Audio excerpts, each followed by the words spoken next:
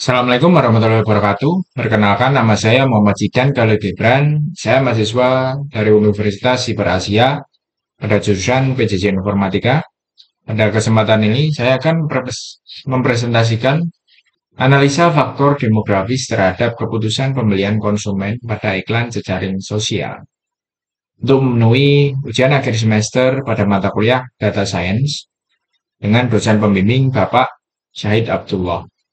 Di sini kita menggunakan dataset bernama Social Network Ads.csv yang memiliki 400 baris dan 4 kolom dan 3 kolom sebagai perhitungan ya di sini. Ada age, estimated salary, dan per case.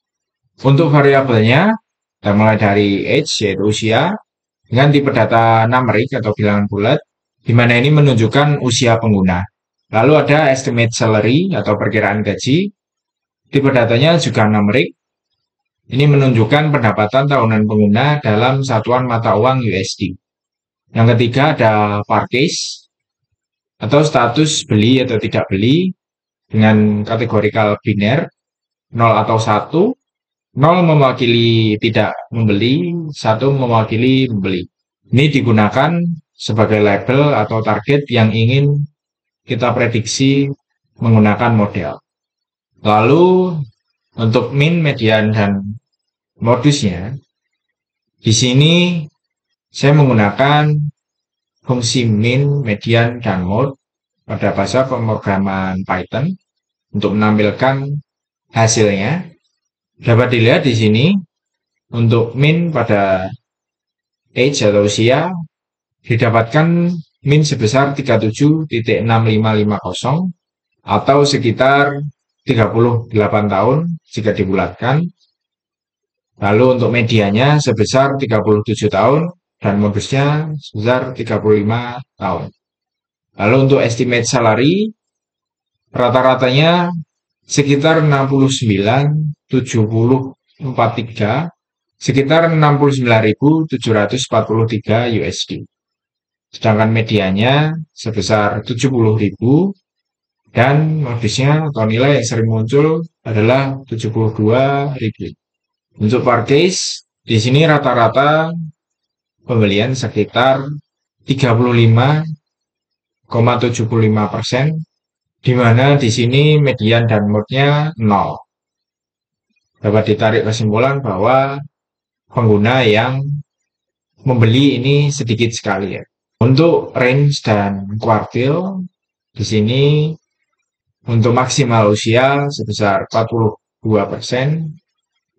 Di sini untuk usia bervariasi antara 18 hingga 65 tahun, di mana sebagian besar pengguna berusia antara 30 sampai 46 tahun berdasarkan kuartilnya. Lalu untuk estimate salary berkisar antara 15.000 hingga 150.000 USD, di mana ini 50% pengguna memiliki gaji antara 43.000 hingga 88.000 USD. Untuk purchase statusnya, karena ini biner, maka range-nya hanya 0 hingga 1, di mana kurang dari 75% pengguna melakukan pembelian. Untuk varian dan standar deviasi, di sini saya menggunakan fungsi var dan std untuk perhitungan menggunakan program Python, di mana estimate salary ini memiliki varian dan standar deviasi yang jauh lebih tinggi dibandingkan fitur lainnya. Menandakan sebaran gaji pengguna sangat luas dan tidak seragam. Sementara itu, age memiliki varian sedang menunjukkan distribusi usia yang cukup bervariasi. Standar deviasi sebesar 0,48 pada fitur purchase menunjukkan bahwa data cukup terdistribusi, meskipun belum sepenuhnya seimbang, di mana idealnya 0,5. Nilai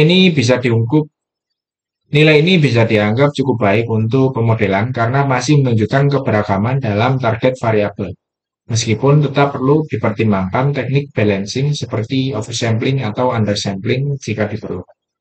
Untuk grafik scatter plotnya di sini kita membandingkan age versus estimated salary, yang mana H pada sumbu X dan estimated salary pada suku Y, dan purchase di sini diwakilkan dengan dot-dot, di mana merah merupakan 0 atau tidak membeli, dan 1 merupakan membeli dengan titik biru. Dapat ditarik kesimpulan bahwa umumnya pengguna dengan usia lebih tua, di sini age pada bagian kanan menunjukkan usia lebih tua, di atas 40 tahun, dan gaji tinggi, di sini sumbu Y menunjukkan pada bagian atas, di mana di atas 70.000 lebih cenderung beli produk.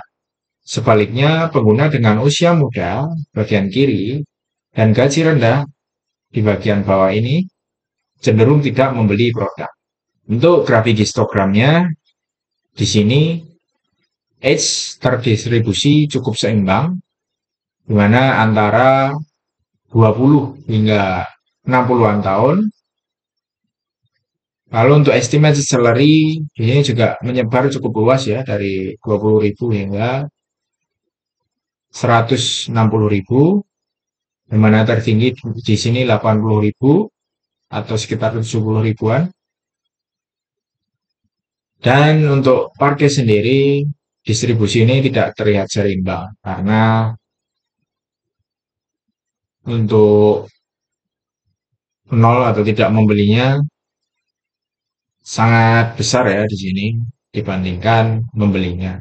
Mungkin hampir 50% atau sekitar 48% tapi. Di sini histogram membantu memahami distribusi frekuensi data apakah simetris, miring ke kiri, kanan, atau memiliki puncak-puncak tertentu. Nah, pada parkir sendiri tadi yang sudah saya jelaskan, distribusinya menunjukkan ketimpangan kelas yang mungkin dapat berpengaruh pada pemodelan.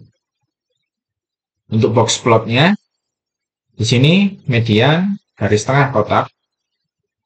Lalu untuk kuartil 1 hingga kuartil 3 yaitu batas bawah kuartil 1 dan kuartil 3 di sini. Untuk whiskernya ini garis tentang normalnya yang menyatukan yang menghubungkan kuartil 1 hingga 3. Lalu titik di luar Q1 atau Q3 ini disebut outlier ya nanti. Dari box plot ini dapat ditarik kesimpulan bahwa X dan estimated salary memiliki distribusi yang cukup lebar, tapi hampir tidak ada extreme outlier yang mencolok. Nah, pertanyaannya, visualisasi mana yang paling baik untuk eksplorisasi data? Menurut saya, tidak ada visualisasi yang paling unggul secara mutlak. Yang terbaik bergantung pada tujuan analisis yang akan dilakukan. Seperti untuk scatter plot, ini sangat berguna untuk melihat hubungan antara dua fitur numerik dan target. Lalu untuk histogram, cocok untuk mengevaluasi distribusi satu variabel. Dan box plot sangat berguna untuk mendeteksi outlier dan memahami penyebaran statistik. Pertanyaan terakhir, apakah terdapat nilai ekstrim atau outlier? Jika kita lihat pada box plot tadi, tidak ada ya outlier yang signifikan pada variabel X maupun estimated salary. Sebaran data terlihat masih dalam batas normal. Bisa dilihat tidak ada titik yang mencolok di luar whisker, di atas atau di bawah garis ini ya. Tidak ada titik. Yang mana ini relatif bersih dan tidak memerlukan pembersihan outlier besar-besaran. Terima kasih. Sekian penjelasan dari saya. Jika ada kurang lebihnya, saya mohon maaf. Wassalamualaikum warahmatullahi wabarakatuh.